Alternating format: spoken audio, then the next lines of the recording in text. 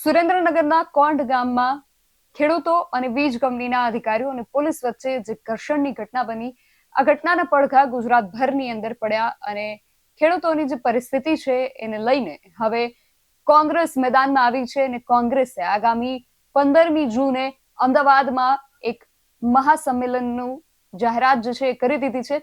આ વિશે આ આંદોલન શું છે, ખેડૂતો કયા પ્રકારે વિરોધ પ્રદર્શન કરવાના છે, શું મુદ્દાઓ હશે વગેરે વિશે આજે વાત કરવી છે આ અહેવાલમાં. જય હિન્દ, BSI ટીવી ન્યૂઝ પર આપની સાથે હું છું નિધિ ગઢવી.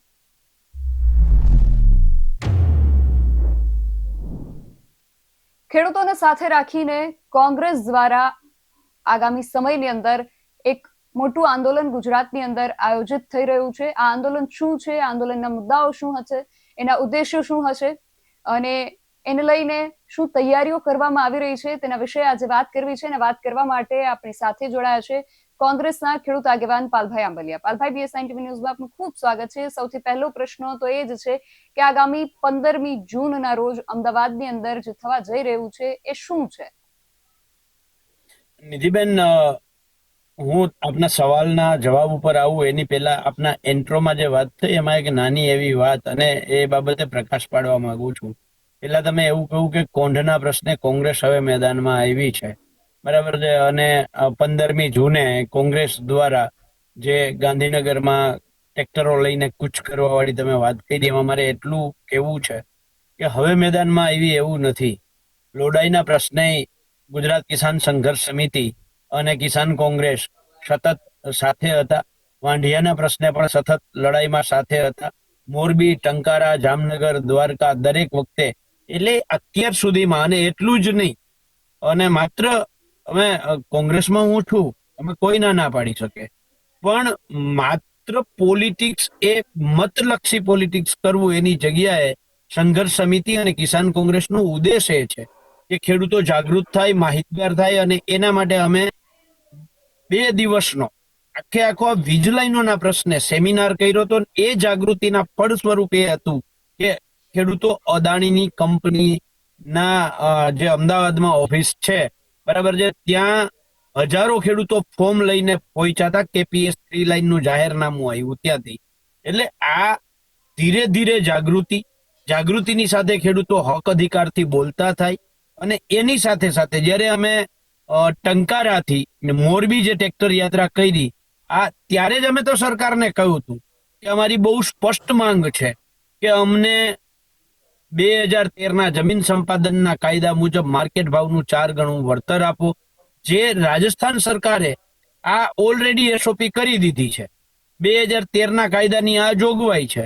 જો એ ના કરી શકતા હો તો માસિક એક વીજ પોલ દીઠ ખેડૂતને 30,000 રૂપિયા માસિક ભાડું આપો. જો એ ના કરી શકતા હો તો ખેડૂતને એક વીજ પોલ દીઠ 2 કરોડ રૂપિયા રોકડા આપી દો. એટલે ફંદ જ પૂરો થઈ જાય. એટલે આ માંગ સાથે અમે ટંકારાથી મોરબી ટ્રેક્ટર યાત્રા કરી હતી. અને ત્યારેય સરકારને કહ્યું હતું સાનમાં સમજી જજો, નહીતર આવનારા દિવસોમાં આ જ ટ્રેક્ટરો ગાંધીનગર પહોંચશે. હવે તમે જે અત્યારે સવાલ કર્યો છે બેન, એનો જવાબ બહુ સ્પષ્ટ છે કે ગુજરાતમાં છેલ્લી 7 સિઝન એવી ગઈ છે, 7 વર્ષો આમ તો ગયા છે કે જેમાં અતિવૃષ્ટિ અને કમોસમી વરસાદનો ખેડૂત ભોગ બન્યો છે. ખેડૂતની ઇનપુટ, દવા, ખાતર, બિયારણ, ખેત ઓજાર, ડીઝલ, મજૂરી, તમામ વસ્તુ 2-3 ગણી વધી છે. એની સામે ખેડૂતની ખેત પેદાશનો ભાવ એ ત્યાંનો ત્યાં છે. એવી જ રીતે દૂધમાં જે પશુપાલકો છે એનો પશુચારો, ખાણદાણ, આ તમામ વસ્તુની અંદર ભાવ વધ્યા. અને એની સામે જે દૂધનો ભાવ છે એ ત્યાંનો ત્યાં છે. એટલે પશુપાલક હોય, ખેડૂત હોય, એ ખૂબ પીડિત છે. અને આ એટલું જ નહીં, તમે જોયું હશે ગઈકાલે જ તમે રાજકોટમાં જ, કદાચ રાજકોટ અને જુનાગઢની વચ્ચે ધોરાજી કે ઉપલેટા કે કંડોણા કે ત્યાંનો રોડનો જે ઘટના બની, અને પેલો ખેડૂત જે છે એ આત્મહત્યા કરવા માટે એક હાથમાં અગ્નિ અને એક હાથમાં માથે પેટ્રોલનું ડબલું માથે ઠલવે છે. આ પરિસ્થિતિ એ આ સરકારે પહોંચાડ્યા છે ખેડૂત. તમે વાંઢિયામાં જોયું હશે કે જે રીતે બેનોને ઢૈસડી છે. તમે દ્વારકાના કોલવા ગામની અંદર જોયું હશે કે જેવી રીતે બેનોને આ સરકારે ઢૈસડી છે. તમે લોડાઈમાં જોયું હશે, તમે જામનગરના ગામોમાં જોયું છે. તમે કચ્છના અલગ અલગ ગામોમાં જોયું છે, મોરબીમાં જોયું છે. દરેક વખતે જે સરકારનું કામ છે એ કામ કરવાના બદલે કંપનીઓ માટે કામ કરતી હોય, અને સરકારની નીતિ અને પોલિસી એવી રહી છે કે ખેડૂત કેવી રીતે બરબાદ થાય. અને એટલે જ જે સરકારનું સ્લોગન છે, ખેડૂત હટાવો કંપની બચાવો, આ સ્લોગન ઉપર ખેડૂતોના ટ્રેક્ટરના પૈડા ફરે અને સરકાર સાનમાં સમજી જાય. એના માટે થઈ અને હું BS9 ના માધ્યમથી ગુજરાતના તમામ ખેડૂતોને કહું છું, એ ડીઝલથી પીડિત ખેડૂત હોય, ડીઝલના ભાવથી પીડિત ખેડૂત હોય, એ ખાતર ન મળવાના કારણે પીડિત ખેડૂત હોય, કે ખાતરના 700 રૂપિયા વધારો થયો એનાથી પીડિત ખેડૂત હોય, નેનો યુરિયાની ધરાર બાટલી બટકાવે છે એનાથી પીડિત ખેડૂત હોય, મગફળીના પૈસા ટેકાના ભાવે મગફળીની વેચેલી મગફળીના આજની તારીખ નથી મળ્યા. અને ટેકાના ભાવ ખાલી બાદ કરી દો તો મગફળીના જે ભાવ છે એ હોય, જીરાના ભાવ હોય, ઘઉંના ભાવ હોય, કપાસના ભાવ હોય, એટલે ખેડૂતની ખેત પેદાશના જે ભાવ છે એનાથી પીડિત ખેડૂત હોય. જે જમીન માપણીથી પીડિત ખેડૂતો છે, આવા તમામ ખેડૂતોને આહવાન કરીએ છીએ, હાકલ કરીએ છીએ કે આવો આપણે સૌ સાથે મળી અને ગુજરાતમાં ગાંધી ચિંધ્યા માર્ગે એક લડાઈની શરૂઆત કરીએ અને સરકારને જઈને અલ્ટિમેટમ આપીએ અને સરકારને કહીએ કે સરકાર શાનમાં તમે સમજી જાઓ. જો અત્યારે આ અલ્ટિમેટમ અમે ગાંધીનગર આપવા આવ્યા છીએ, જો આનાથી પણ તમે નહીં સમજો તો અમે આવનારા દિવસોમાં હજારો ખેડૂતો ગાંધીનગર આવીને બેસી જઈશું. અને પાલભાઈ, તમારી આખી વાતમાં તમે એક 2013 નું જમીન સંપાદનના કાયદાનો ઉલ્લેખ કર્યો છે. કાયદો શું છે, મારે એના વિશે વિગતે જાણવું છે આપની પાસેથી. નિધિબેન, 2013માં કોંગ્રેસ સરકારે ખેડૂતોની જે જમીન સંપાદન થાય એ કોઈ પણ રોડ પ્રોજેક્ટ માટે હોય, ડેમ બનાવવાનો હોય એના માટે હોય, રેલવે લાઇન માટે હોય, ખાનગી કોઈ પણ બાબતો જે કંપનીઓને કે એને જમીન સંપાદન કરવાની હોય તો એના બાબતે હોય, એમાં બહુ 3-4 બાબતો. એક તો સોશિયલ એસેસમેન્ટ કરવાનું છે કે એના કારણે ખેડૂતને જે સામાજિક અસરો પડવાની છે એ શું અને કેટલી પડશે, બરાબર છે. એવી જ રીતે જ્યાં જ્યાં જમીન સંપાદનનો પ્રશ્ન ઉભો થાય ત્યાં કલેક્ટરે પબ્લિક હિયરિંગ કરવાનું છે, લોકોના રિવ્યુ લેવાના છે. એટલું જ નહીં, 80% ખેડૂતોની સહમતિ ફરજિયાત એમાં કરવામાં આવી, અને 80% ખેડૂતોની સહમતિ હોય તો અને તો ખેડૂતોની જમીન સંપાદન કરવાની. અને સંપાદન કરવામાં ખેડૂતને ભાવ શું આપવાનો હતા કે માર્કેટ ભાવના 4 ગણા.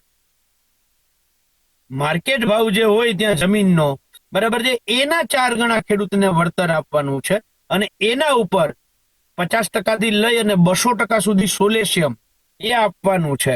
અમે સોલેશિયમની માંગ નથી કરતા, અમે એમ કહીએ છીએ પેલા માર્કેટ ભાવનું 4 ગણું જે 2013ના જમીન સંપાદનના કાયદામાં જોગવાઈ છે એ તો તમે આપો. અત્યારે જે ગુજરાતમાં આપે છે બેના વીજ કંપનીઓમાં, એમાં બહુ સ્પષ્ટ છે કે એમાં માત્ર અને માત્ર જંત્રી ભાવના 4 ગણા, અને એના પછી જે સરવાળો થાય, બરાબર છે, એના 25% કોરિડોરમાં આપે છે, અને 85% 4 જે થાંભલો ઉભો કરે એના 4 પાયાના વચ્ચેનું વળતર આપે છે.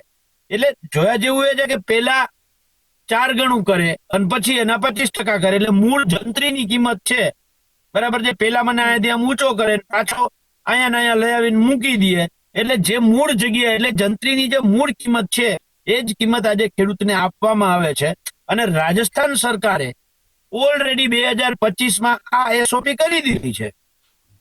બીજું બેન, અત્યારે જે કોંઢ ગામની વાત છે, તો કોંઢમાં જે આ હુકમ કર્યો છે જે કલેક્ટર, એ તો ભ્રષ્ટાચારી કલેક્ટર છે અને સરકારે એને જેલમાં નાખ્યો છે. અને એને હુકમ કેવો કર્યો છે ખબર? કોંઢ આખે આખું ગામ પિયત ગામ છે બેન. હા, મારો આગળનો પ્રશ્ન એ જ હતો. કોંઢમાં 60,000 હેક્ટર જગ્યા છે, અને 60,000 હેક્ટર માંથી 55,000 નહીં, 58,000 નહીં, 60,000 હેક્ટર જગ્યા જે છે, બરાબર છે, એ સંપૂર્ણ પિયત છે. એક ખેતર બિન પિયત નથી, અને કલેક્ટરે ત્યાં હુકમ કર્યો છે બિન પિયત જંત્રી કાઉન્ટ કરીને. એટલે એનો અર્થ એવો કે કલેક્ટરે ક્યાંક ને ક્યાંક, જે ભ્રષ્ટાચારી કલેક્ટર છે એને તો કંપનીઓ પાસેથી પૈસા લઈ લીધા, અને એ પૈસા લઈ લીધા પછી પિયત જમીનમાં બિન પિયતનો હુકમ કરી દીધો છે. અને ત્યારે ઓલરેડી DLVC ની જોગવાઈ હતી, તો ડીએલવીસી કેમ ના બેસાડી ભાઈ તમે? જેવી રીતે મોરબી કલેક્ટરે બરાબર છે ડીએલવીસી બેસાડી અને 950 થી 1000 ની આસપાસ રૂપિયાની જે કિંમત નક્કી કરી, તો અહીંયા આ કલેક્ટરને શું પેટમાં દુખતું હતું? એ જ વીજ લાઈન છે. એક હળવદ અને ધાંગધ્રા બેયનું વચ્ચેનું જે ગામ છે, છેલ્લું ગામ, ત્યાં ક્યાંક ખેતરનો હેડો આવતો હશે, બરાબર છે. આ હેડો જે છે એની આની ગોરા મોરબી જિલ્લો લાગુ પડે, આની ગોરા શું કહે સુરેન્દ્રનગર જિલ્લો લાગુ પડે. આની કોરના ખેડૂતને 945 રૂપિયા મળે, આની કોરના ખેડૂતોને 250 રૂપિયા મળે. તો આવો ભેદભાવ શું કામ બેન? એટલે મહત્વની વસ્તુ આ છે કે સરકારની કોઈ પ્રોપર પોલિસી નથી.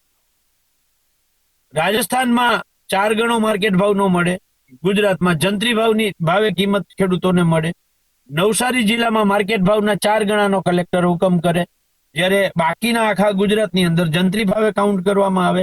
એટલે આ બધી જ પીડાઓ જે છે, આ પીડાઓને લઈ અને બેન આ આખા ગુજરાતમાં BS9 ના માધ્યમથી હું ગુજરાતના ખેડૂતોને કહું કે આવનારા દિવસોમાં દ્વારકા, જામનગર, મોરબી, કચ્છ, વાવથરા, બનાસકાંઠા, પાટણ, સુરેન્દ્રનગર, અમદાવાદ, આણંદ, ખેડા, દાહોદ, આ બાજુ પર સાઉથ બાજુ જાઓ તો ભરૂચ, વડોદરા, સુરત, નવસારી, વલસાડ, બધા જ જિલ્લાઓ આ વીજ લાઈનોના ભોગ બનવાના છે, બરાબર છે. અને એક પણ જિલ્લો બાકી રહેવાનો નથી. આ જિલ્લાઓ તો કરોડિયાના ઝાડા જેવા થઈ જવાના છે. એટલે આજે નહીં તો કાલે, કારણ કે પહેલા લોડાઈમાં જયારે ખેડૂતો લડતા હતા ત્યારે આખા ગુજરાતના ખેડૂતો ચૂપ હતા. વાંઢિયાનો વારો આવ્યો ત્યારે લોડાએ ચૂપ અને આખું ગુજરાત ચૂપ. મોરબી, ટંકારા, રાસંગપરમાં જયારે લડાઈ હાલતી હતી ત્યારે બાકીના આજે સાપકડા અને વાંઢિયાની લડાઈ હાલે છે, તો બાકીના આવું શું કામ? આપણે માની જ લઈએ કે આપણા ખેતરમાં વીજ લાઈન આજે નહીં તો કાલે નહીં તો 6 મહિને આવવાની જ છે. અને તે દિવસે જયારે લડવાનો વારો આવશે ત્યારે કોઈ નહીં આવે, કારણ કે હું કોઈ ભેગો નથી. જો હું આજે કોઈ ભેગો જઈશ તો કાલે સવારે મારા ભેગા પણ કોઈ આવશે. અને આપણે બધા જ જે ભવિષ્યની ભીતિ છે એની સામે સામૂહિક રીતે એકઠા થઈ અને સરકારને અલ્ટિમેટમ આપીએ. એટલે આખા ગુજરાતના ખેડૂતોને આહવાન કરું છું, હાકલ કરું છું કે આવો આપણે સૌ સાથે મળી અને 15 જૂન સવારે 10 વાગે શાંતિપુરા સર્કલ અમદાવાદ ખાતે ભેગા થઈ અને ત્યાંથી ગાંધીનગર પહોંચીએ. અને જે ખેડૂતો જેટલું અંતર છે, દાખલા તરીકે દ્વારકા ખેડૂતોને લાગે કે મને 3 દિવસ ટ્રેક્ટરથી પહોંચતા લાગશે, વલસાડના ખેડૂતોને લાગે કે મને 4 દિવસ લાગશે, કચ્છના ખેડૂતો જે ખાવડા બાજુથી આવવાના છે એને લાગે કે મને 5 દિવસ લાગશે, તો એ પ્રમાણની તૈયારી સાથે પણ 15 તારીખે સવારે 10 વાગે આખા ગુજરાતના ખેડૂતો ટ્રેક્ટર લઈ અને ગાંધીનગર શાંતિપુરા સર્કલ ખાતે પધારે એવી સૌને આહવાન છે, હાકલ છે. અને આ લડાઈમાં કોંગ્રેસ સપોર્ટિંગ રોલમાં છે, એમાં કોઈ ના નથી. મૂળ લડાઈ છે એ ગુજરાત કિસાન સંઘર્ષ સમિતિ અને કિસાન કોંગ્રેસની લડાઈ છે બેન. જી પાલભાઈ, બિલકુલ અમે પણ એવી જ આશા રાખીએ કે જે પણ આનું પરિણામ છે એ આવે એ ખેડૂતોના હિતમાં આવે. આપ આ માહિતી સાથે અમારી સાથે જોડાયા તે બદલ આપનો ખૂબ આભાર. તો કોંગ્રેસ દ્વારા આજે જાહેરાત કરવામાં આવી છે, તેને લઈને તમારું શું માનવું છે અમને કમેન્ટ કરીને ચોક્કસથી જણાવજો. આવા જ વધુ અહેવાલો સાથે મળતા રહીશું. તમે મારી YouTube ચેનલને સબસ્ક્રાઇબ કરવાનું અને અમને Facebook અને Instagram પર ફોલો કરવાનું ભૂલશો નહીં. બાકી નવી અપડેટ્સ માટે આપ જોતા રહો BS9 TV ન્યૂઝ. નમસ્કાર.